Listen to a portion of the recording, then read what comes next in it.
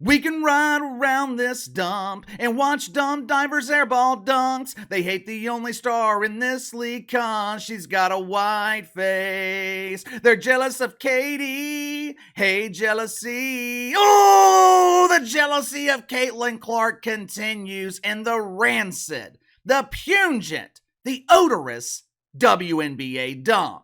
I'm sure this will be breaking news to some of you guys, but Uncle KC hates the WNBA. I cannot stand this league, and judging by their 3 decades of huge embarrassing failure, I ain't the only one. If there's one thing that the WNBA has proven this season, they cannot handle success. And I struggle to call it success because the dump is on pace to lose a record $50 million this season. If the WNBA were an actual business, this would be called bankruptcy. But since they're operating like a 501c3, a charity, losing $50 million, that's considered success. Another thing that the WNBA has proven this season, the players in this league and the so-called legends and trash collecting that are associated with it, they have got to lead bitter, miserable lives. 30 years ago, when Tiger Woods became the biggest star on the PGA Tour, he wasn't rejected. He wasn't ostracized by other golfers. Guys like Nick Price and Ernie Els, they weren't filled with bitterness and jealousy. The dudes on the PGA Tour, they knew the popularity of Tiger Woods would make all of them millions of dollars. You see, that's how it works. You get lucky and stumble upon a transcendent star. He boosts the popularity of your league. Everyone makes money. But the dump divers in the WNBA, they cannot seem to understand this simple concept. They can't seem to understand that Caitlin Clark can make all of them thousandaires. She could lift them out of minimum wage. She could generate enough revenue and profit so the WNBA could afford bathrooms with running water. But instead of jumping on Katie's cape and riding to the promised land, which in the case of the WNBA, the promised land is right above the poverty line.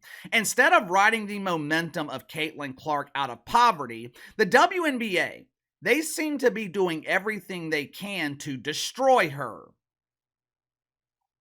If you haven't already, make sure to like and subscribe. You can follow me on Twitter at KC_BTL84. Link to the second channel in the description below. I'll be on the second channel later tonight. We're going to be talking about Chris Cuomo. Now, according to the mainstream media, Sheryl Swoopes is a legend in the WNBA. According to the other 99.9% of the population, Sherry is an unknown pooper swooper. I don't know how you reach legendary status when no one knows who in the hell you are. I'm sure there are accomplished bowlers in the PBA, but if you can't name them, if you wouldn't recognize them if they were bowling strikes in the lane next to you, are they really considered legends? When I think of legends, I think of Michael Jordan, Kobe Bryant, Tom Brady, and obviously the legend of all legends, Drew Brees.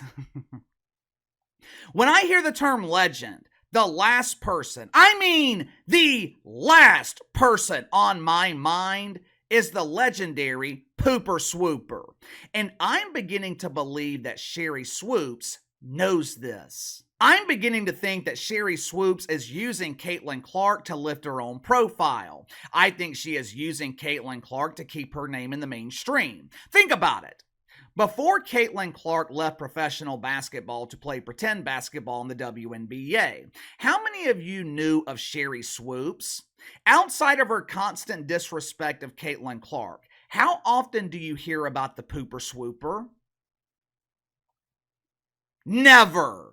I have not seen an obsession like this since the decades-long obsession that Skip Bayless had with LeBron James. And credit should be given to Caitlin Clark because she is doing exactly what LeBron James did to Skip Bayless. Like the rest of us have for decades, Caitlin Clark is treating Sheryl Swoopes like she doesn't exist.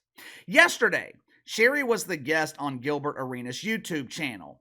Gilbert Arenas and his co-host, they were complimenting Caitlin Clark on her dominance in the WNBA as a rookie.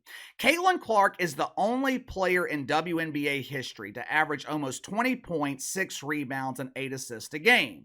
Now, of course, Caitlin Clark was heavily assisted in obtaining these averages since, She's a real basketball player who is playing in a league filled of pretenders.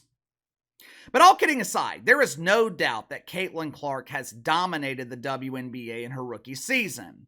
Not only should she be Rookie of the Year, Caitlin Clark should be the most valuable player. Not according to Sheryl Swoopes, though. No! These record-breaking numbers, that's not dominance. Caitlin Clark hasn't taken over the WNBA as a rookie. You see, Caitlin Clark is competing with an unfair advantage. Unlike other players in the WNBA, Caitlin Clark is allowed to compete with the advantage of white privilege. Once again, Sheryl Swoopes, she tried to downplay the impact of Caitlin Clark, and once again, the original pooper swooper humiliated herself.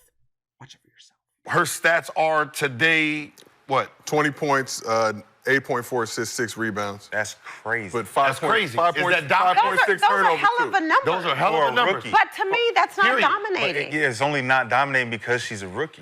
Now, If she's putting up numbers like Asia right now, would she be dominating? yes. So it's about The Olympic break helped the Indiana Fever more than any other team. And I felt like the Olympic break really hurt Chicago. What? Excuse me?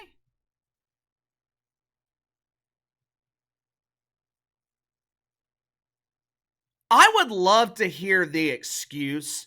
I would love to hear the justification, because it is abundantly clear at this point the entire premise of her constant criticism of Caitlin Clark is racially motivated. Someone please explain to me how the Olympic break helped the Indiana Felines more than it helped the Chicago Bravado. Does Caitlin Clark's white privilege allow her to take better advantage of time off? When I initially heard these comments, I thought some of the players from the Chicago Bravado were included on the Olympic roster. Perhaps that's what Sherry meant when she said that the Indiana Felines were assisted by the Olympic break.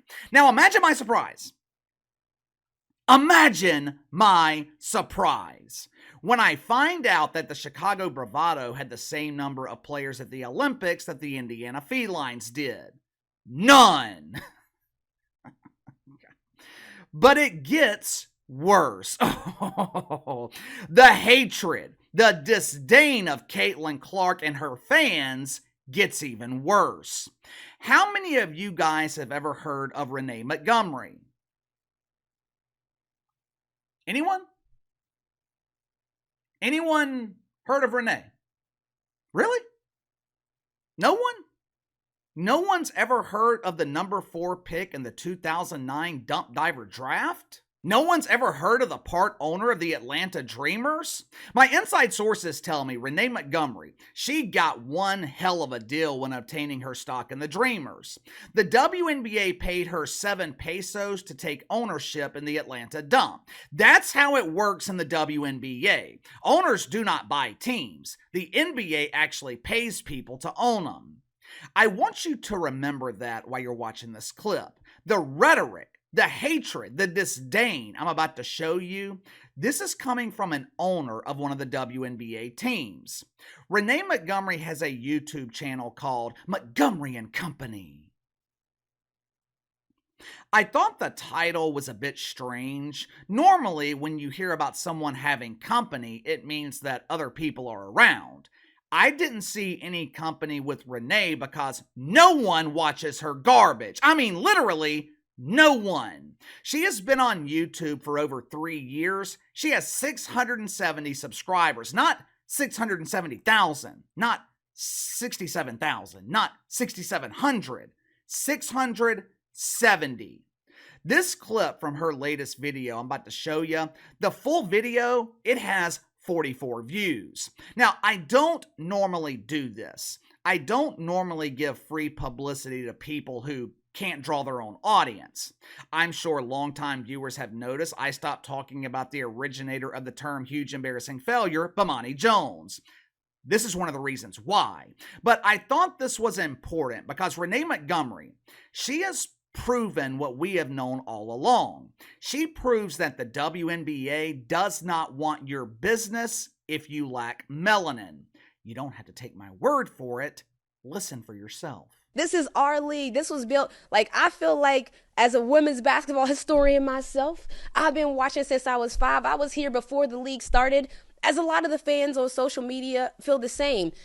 That ain't a representation of us. Y'all not like us. They not like us, okay? A diehard Tennessee Vols fan could have hated our UConn Huskies, but they would have been going way too far if they sent death threats to the UConn players. And that's what they've done. That's what Caitlin Stans have done. It's okay to be a hater in sports. Like, hating in sports is a part of the game. Like, I like when our fans are so engaged and so passionate that they just don't like the other team. But being racist, sexist, and violent with your words, come on now, what are we doing? Let me ask you something. What do you think the reaction would be if Jerry Jones said something like this? What would the reaction be if Dan Gilbert or James Dolan said something like this? The media would be pressuring the NFL and NBA to force them to sell their teams. But when Renee Montgomery says it, she will probably be celebrated. This is a team owner in the WNBA essentially telling fans of Caitlin Clark, this is our league. This does not belong to you. You're not like us. Now keep in mind, this is the same league that has struggled to draw an audience for 3 decades. There's a reason I call it the dump. It's not only because the product on the court is unwatchable, it's also because WNBA ratings drag down the networks. For the first time in league history, you've got a transcendent star that is bringing mainstream attention to your league. I told you guys before the season, the WNBA was not ready for prime time. This league is not ready for the attention that they were about to receive. Mainstream attention can be a double-edged sword. If you're ready, if you're prepared for it, the attention can be good. But if you're not, that same attention, it can magnify the problems and the negatives in your league. I told you the product on the court was not ready for the mainstream. More importantly, the players in the league, and in this case, some of the owners, they're not ready for the mainstream. I had never heard of Renee Montgomery before this morning. If I had the time, I bet I could go through her episode history on YouTube and find similar comments to what I just shared with you. It's easy to get away with comments like that when no one's watching you, when you're not in the spotlight. I'm telling you right now, if the WNBA keeps this up, if they keep ostracizing fans of Caitlin Clark, if they keep telling Caitlin Clark fans not to watch their product, eventually they are going to listen. What are you going to do then? Cathy Engelbert, she better put a stop to this. What's going to end up happening? You're going to have to increase salaries because of ratings and attendance. You've already given away chartered flights when you couldn't afford it. Expenses are going up, and you are 100% dependent on fans of Caitlin Clark to pay the bill. At the same time, you're telling those same people you're not like us. You're telling those same people not to watch your product. This is a perfect storm that you don't want to be caught up in. Cathy Engelbert better get this under control because she is on a very, very slippery slope. Go ask Adam Silver what happens when you alienate half your audience. In the case of the WNBA, they are alienating their entire audience. You better be careful because the NBA has already given you the ending to this story. Difference is, your league can't afford it. Your league cannot afford the loss. But give me your thoughts on this. Another day, another bashing of Caitlin Clark and her fans. The WNBA keeps giving people a reason not to watch their league. Will they eventually listen? Will this drive people away from the WNBA? You tell me. Sound off in the comments below. Like, subscribe, share the video. Appreciate your support. Best way to contact me is by email at btlkc84@gmail.com, and I'll see you guys later.